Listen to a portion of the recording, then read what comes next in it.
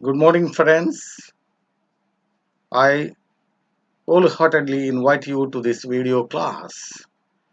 Let me introduce myself to you.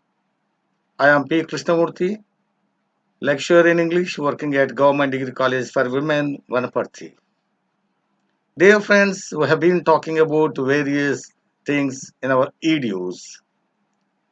And today we have very specific item for the clarification. In the present scenario, people just go on reading grammar books. They just read nouns, pronouns, verbs, adjectives, adverbs, prepositions, conjunctions, interjections.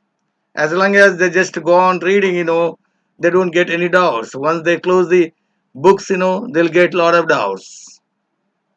Most of the members in the students community or in the teaching community, sometimes it happens so that they have millions of doubts. So let me make it very clear today regarding the verbs. Today we are going to talk very clearly so about main verbs and auxiliary verbs. Everybody knows about main verbs, and a few members in the society they have certain idea about the auxiliary verbs. But what exactly do you understand by main verbs? What exactly do you understand by auxiliary verbs? That we need to know. So only when you have clear distinction between these two verbs, then only we can use very thoroughly and with all emphatic uses that we can do it, and we can support our conversation, and we can support our communication like anything only. Unless until you possess profound knowledge in grammatical items, I think it's not so easy to say that you have got good communication. You can't acquire good communication skills unless you possess that grammatical knowledge only. So how many books that you have read regarding the grammar book, that's not matter, but how best that you understand about the grammatical items in grammar, that's very important, that everyone has to know about it. So today I am so glad that I would like to make a lot of clarification about these main verbs and auxiliary verbs. So here, so before going very deep into that one, let's have a clear picture about this verb. So verb is very frequently occurred so in a very sentence only, and it's in fact it's very important so segment in a sentence. Do you know that without verb we cannot create any sentence? Is there anyone who can create sentence without verb? And so we don't create any sentence without verb. Verb is a compulsory component in a sentence. It's a must in a sentence. It has to be there in a sentence. Without verb, I think we can't create any sentence. We cannot communicate. We cannot say express our ideas. We cannot write on the paper. We cannot so converse with anyone without making use of verb. And that is the importance of this verb. Everybody has to know that one. Whenever you make a sentence, when you write a poem, when you write any paragraph, when you write any essay, definitely we need to take the help of the verb in every sentence, and that's the way that verb has occupied very important role in grammar and in our communication, that everyone has to know about this one. So today here we are going to talk about the verb. So what is verb and what is the definition of verb? Verb may be defined as a word or a group of words that gives, so that tells what happens to the subject, what the subject is doing. So where is the subject, what is the position of the subject. So all the actions of the subjects are being known by the verbs only. And where is the subject?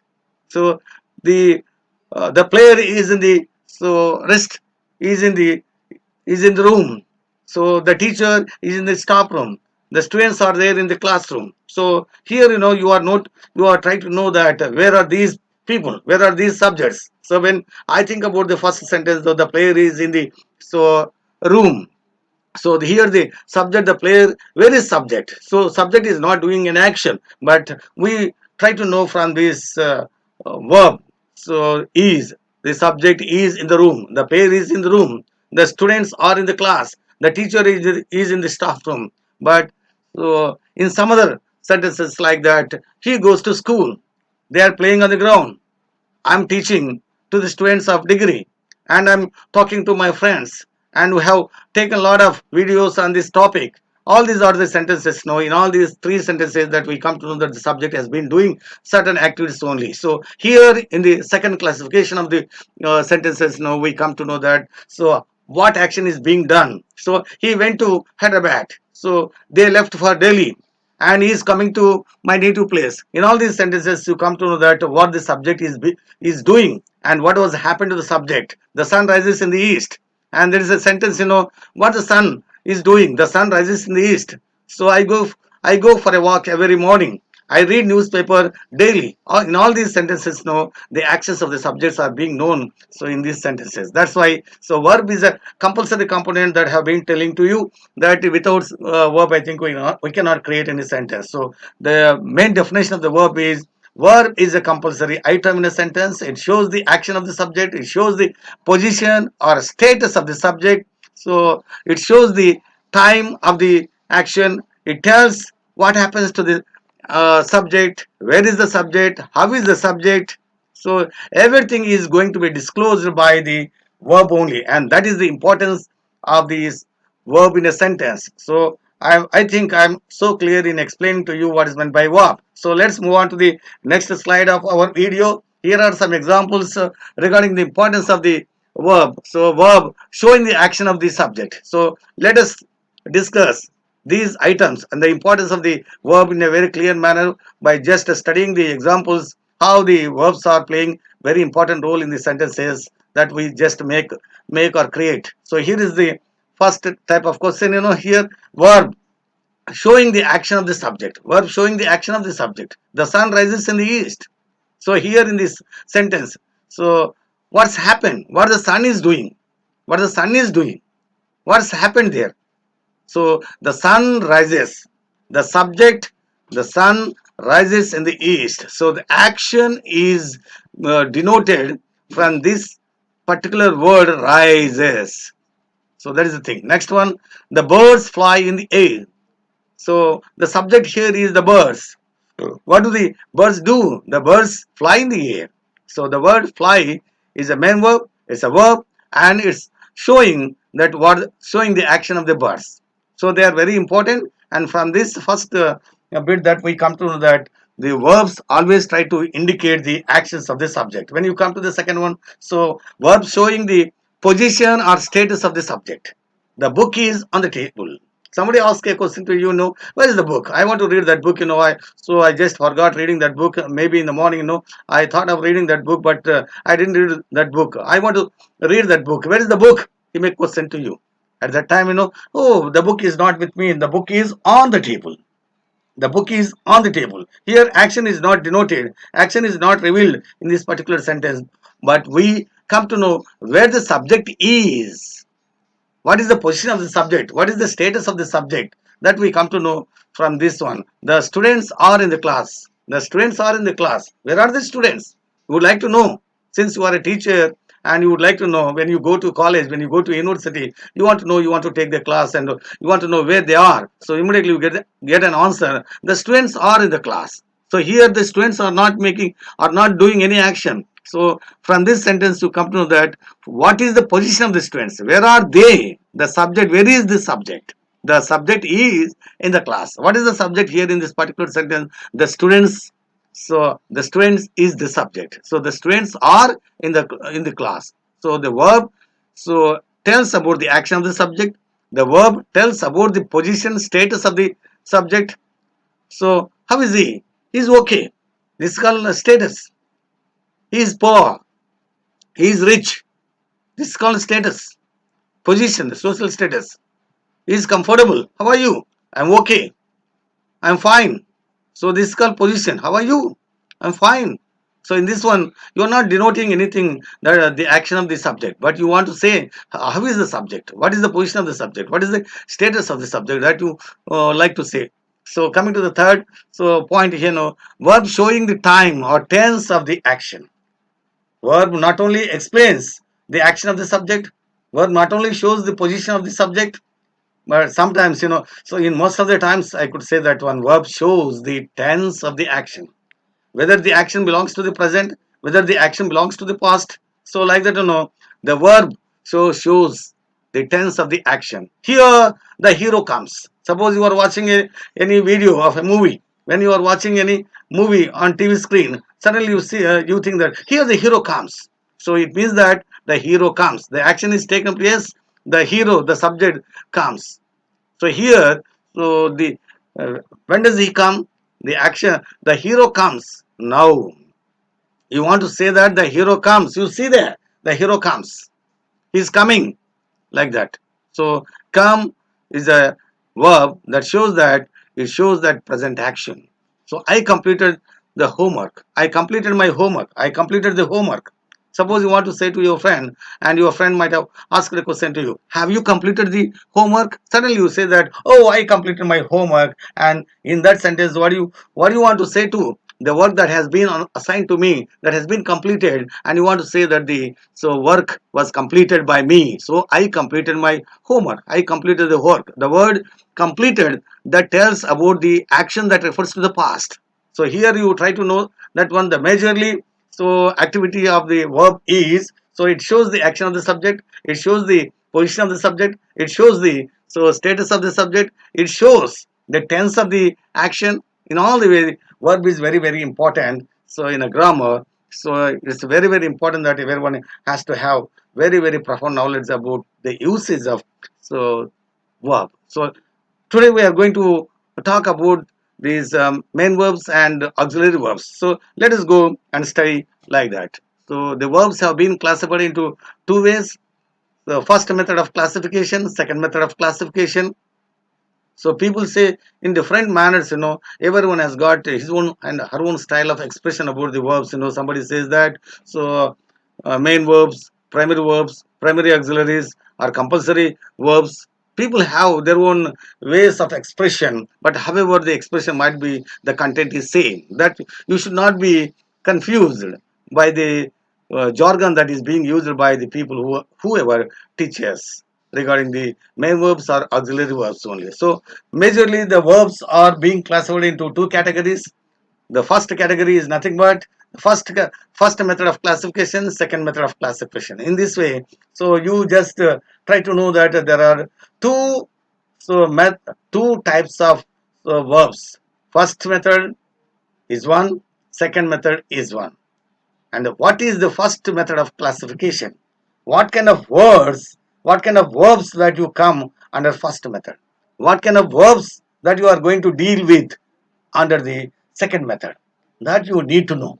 Once you know the first method of verbs, once you know the second method of verbs, that definitely I think you are going to have comprehensive knowledge about the uses of verbs, and you can just clearly explain to anyone whoever comes and asks you, do you have any profound knowledge about the verbs? Would you mind explaining to me so the kinds of verbs, or how many kinds of verbs are there? And you can say that there are two types of verbs. The first method of classification, second method of classification. In first method of classification of verbs, we have main verbs and auxiliary verbs. That you need to know. First method of classification of verbs, main verbs, auxiliary verbs. So under first kind of verbs, we have two types of verbs: main verbs, auxiliary verbs. Now let us know which verbs are called main verbs, which verbs are called auxiliary verbs. This is the jargon of grammar that everyone is supposed to have this knowledge. And at the same time, you can't just keep all these jargons in your day-to-day life. You have to apply grammar in your communication, in your speaking, in your writing, in your expression, in your conversation. So don't use that today I'm going to use the main verbs, I'm going to use auxiliary verbs, but you need to use all those main verbs and auxiliary verbs depending on the situation. That's the reason. So accordingly, situationally, that you have to put the verbs. Sometimes you use main verbs in certain sentences, sometimes you use auxiliary verbs in certain sentences, depending on the situation only. So as per the demand, so that you just use those verbs. Today now we study about the main verbs. Main verbs, what are main verbs? What are main verbs? Main verbs are otherwise known as action verbs. Main verbs are otherwise known as action verbs. Main verbs show the actions of the subject. As I told you already, so while I was explaining to you the definition of verb, so generally definition will be so attached to the main verbs only. Main verbs are otherwise known as action verbs. Main verbs show the actions of the subject. Main verbs tell what actions are done by the subjects. Main verbs tell what actions were completed by the subjects. Main verbs remain as the key parts in the sentences.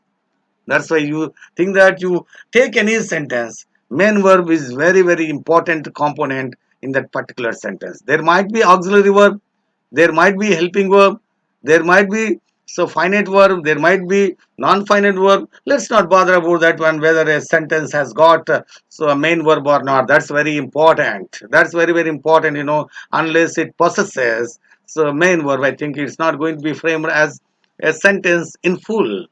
That's why, here in the first method of classification of verbs, there are two types of verbs.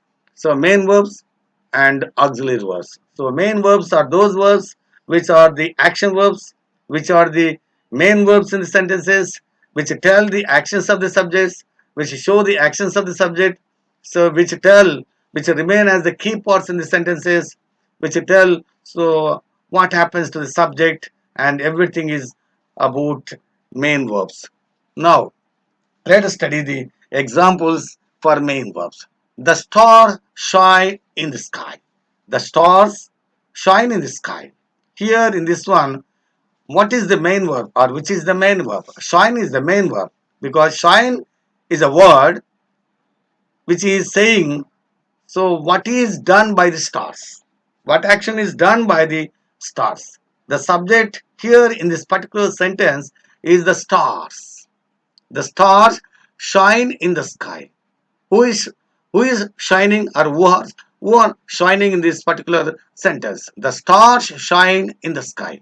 So shine is the main verb. It is the verb. It is the main verb that shows the action of the subject, the stars.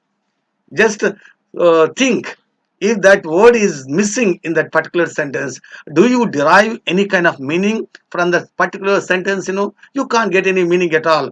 Just imagine for some time, imagine for a while that word is deleted from that sentence and you read the sentence without that verb. The stars shine in the sky. This is a sentence that is visible to you, and without that particular word, that particular verb, you just the stars in the sky, the stars in the sky, stars in the sky. In what way these two parts, these two phrases are related? You get confused. You will be thrown into world of confusion. Why these two phrases have been written? And people say that this is a sentence. How is it a sentence when there is no verb at all? So fundamentally, basically, and everyone has to understand that there will be a sentence only when there is a verb in that sentence. If there is a verb in that sentence, it could be a main verb only. There might be auxiliary verbs, but there might be main verb might be there. You just think in that one. But when you study about auxiliary verbs, you also come across primary auxiliaries also. In primary auxiliaries, some primary auxiliaries also work as main verbs. So apart from that one, in 90% of the sentence that you come across, that the sentence do have action verbs, main verbs. Coming to the next one, barking dogs seldom bite. Barking dogs seldom bite. Barking dogs seldom bite. What is the subject here? Barking dogs. So what is the verb here? Barking dogs never bite. What action is being done here? Barking dogs never bite. Bite is the main verb, and that is the verb in that particular sentence. Generally, I read newspaper in the morning. Generally, I read newspaper in the morning. I read is the main verb. So what is done here? Reading is being done here. Who does? Who is the person who does that action? I. When do I do? Generally, I read newspaper in the morning. So read is the main verb. They wrote examinations well. They wrote examinations well. When you study the first three sentences, three examples, you see this one: shine, bite, read. All these three verbs, they denote present tense. They give the tense of that action also. All these three actions, they refer to the present actions, they refer to general present action, so they refer to present indefinite, they refer to universal facts only. The stars shine in the sky, so barking dogs seldom bite. Generally, I read newspaper in the morning. All of them, all these three sentences, very very general sentences. In all these general sentences, we come across only simple present tense is being used. In that way, only in simple present tense, first form of the verb is used. So the first form of the verb is nothing but present tense form of the verb is used. Present tense form of verb is used only when you to indicate the present actions. Here Rama comes, here the teacher comes, here the minister comes. So it says that, so you are talking about the present action that is there. So now when you come to the fourth, fifth and sixth sentences, you see this one, all these three sentences which are given below, all of them they say about the past action. They wrote examinations well, I saw a snake on the road. We completed the homework. All these three sentences. When you read all the three sentences in the fourth sentence, which is the verb here, wrote is the verb. They wrote examinations well. So the verb, the second form of the verb, that's a past tense form of the verb. That indicates that the action belongs to past. The action belongs to the past. It's not related to the present. It's not related to the future. It's related to the past only. Even though the past adverbs are not used in that particular sentence, that we come to know only from the verb.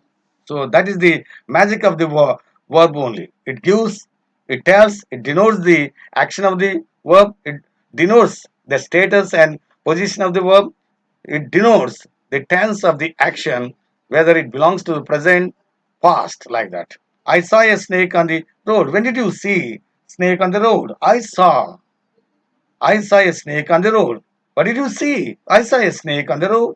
So it's already completed. So the completed action is being indicated through that second form of the verb that is called saw. We completed the homework.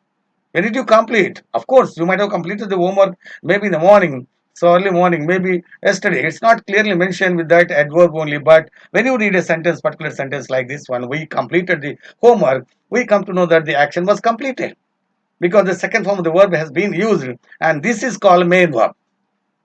The main verbs always indicate the actions.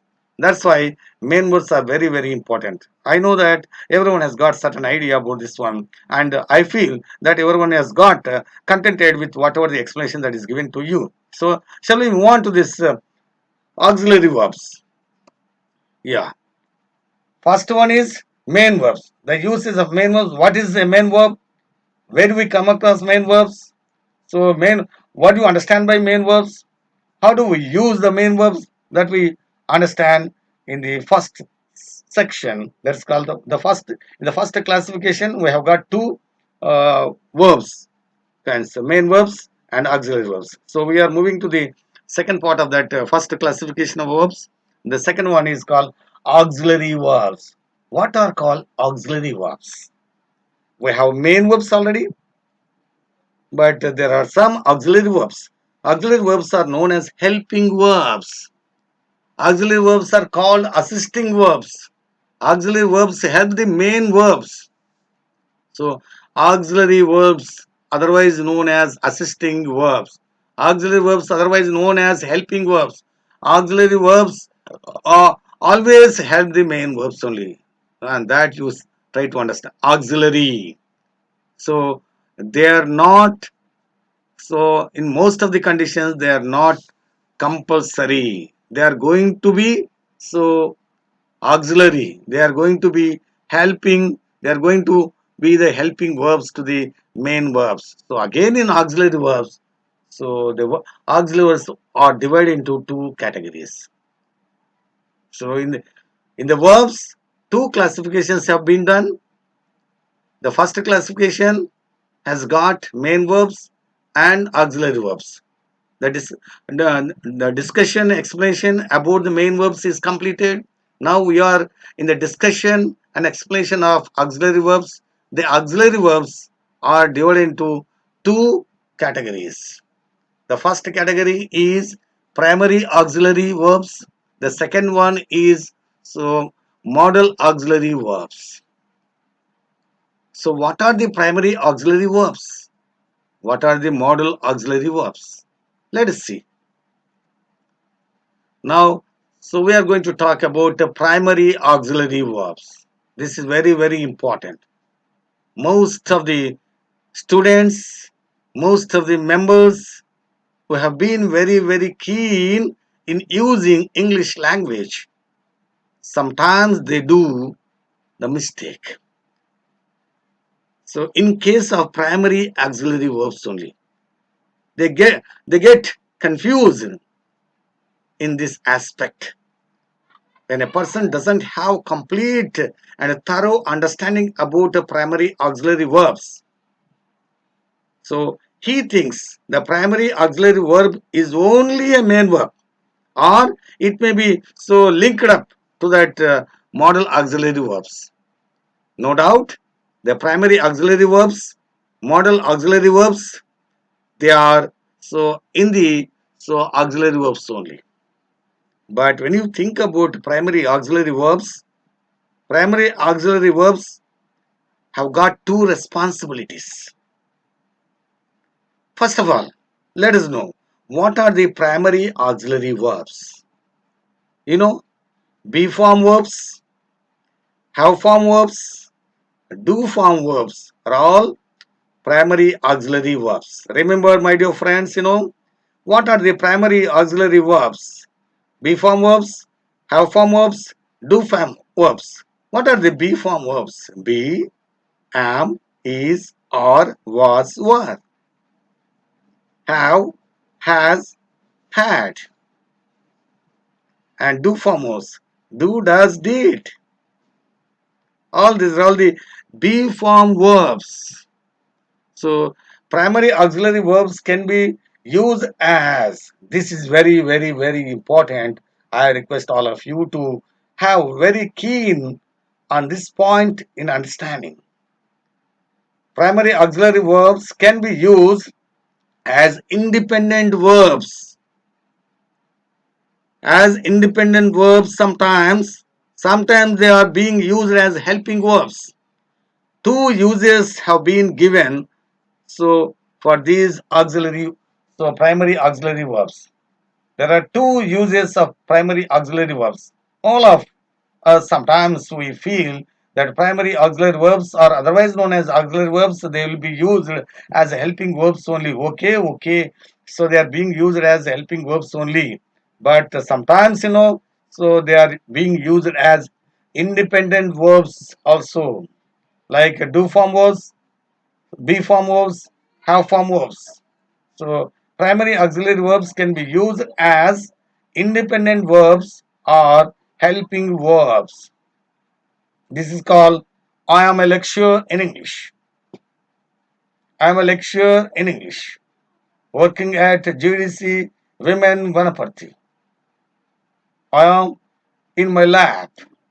In all these sentences, you see, I am making use of primary auxiliary verb am. Am is a verb.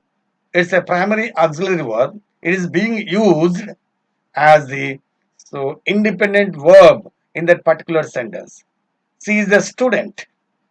She is a student. No doubt it's a auxiliary verb. No doubt it's a primary auxiliary verb. But in this particular sentence, the student, she is a student. Here it is being used as independent verb. The very bottom line thing that everyone has to know about this primary auxiliary verb. They can be used as independent verbs in the sentences, and they will be used as helping verbs also. There are two functions, there are two duties of these primary auxiliary verbs. Be forms, have forms, do forms. I have a car. I have a car. I have given a car for rent. I have given a car for rent. I have given my car for rent. I have a car. Have is a primary auxiliary verb. So in that particular sentence, I have a car. So their primary auxiliary verb is used. It is being used in the capacity of independent verb. When I use the second example, I have given my car for hire.